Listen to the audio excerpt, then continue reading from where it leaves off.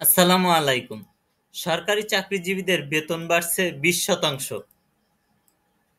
2025-26 অর্থবছরের প্রস্তাবিত বাজেটে সরকারি কর্মচারীদের জন্য বিশেষ সুবিধার পরিমাণ বৃদ্ধির প্রস্তাব করা হয়েছে। বাজেট প্রস্তাবে বলা হয়েছে, আগামী তার মানে জুলাই মাস থেকেই সরকারি কর্মচারীদের বেতন 15 থেকে 20% পর্যন্ত বাড়তে পারে। তবে প্রস্তাবিত সুবিধার হার স্পষ্ট করে বাজেট বক্তৃতায় উল্লেখ করা হয়নি যে কত টাকা করে বাড়বে। অর্থ উপদেষ্টা জানান, 2015 সালের পর থেকে কোনো নতুন বেতন কাঠামো না হওয়ায় সরকারি কর্মচারীদের জন্য বিশেষ সুবিধা বৃদ্ধির প্রস্তাব করছি। মানে সরকারি চাকরিজীবীরা কিন্তু ইতিমধ্যেই জুলাই মাস থেকে তাদের এই যে বিশেষ সুবিধাটা চালু করে দিয়েছে। ইতিমধ্যেই চাকরিজীবীদের এই যে সুবিধাটা, বিশেষ সুবিধা, এটা বৃদ্ধি করা হয়েছে।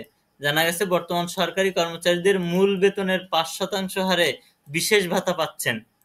গত অর্থবছরের বাজেটেও তৎকালীন অর্থমন্ত্রী মাহমুদ আলী বিশেষ সুবিধার কথা বলেছিলেন।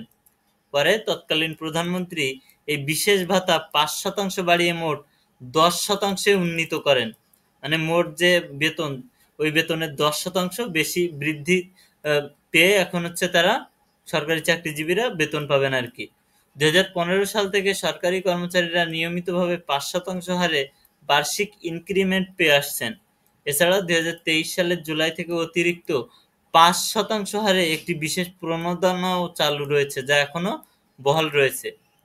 অর্থ বিভাগের একাধিক সূত্র জানায়, নতুন বাজেটে প্রথম থেকে নবম গ্রেডের কর্মকর্তা-কর্মচারীরা 15% এবং দশম থেকে 20তম গ্রেডের কর্মচারীরা 20% হারে মহার্ঘ ভাতা পেতে পারেন।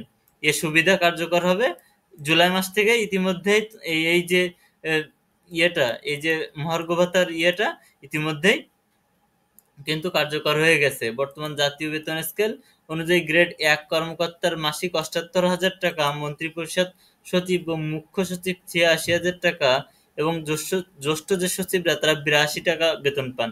তাদের এই যে তাদের পদ একটু নিচে, গ্রেড একটু কম, তাই তারা 5% হারে বেতন বৃদ্ধি পাবে তাদের। আর যাদের একটু বেতন কম, গ্রেড বেশি, তাদের একটু বেশি বেতন বৃদ্ধি পাবে, তারা একটু বেশি বেতন পাবেন।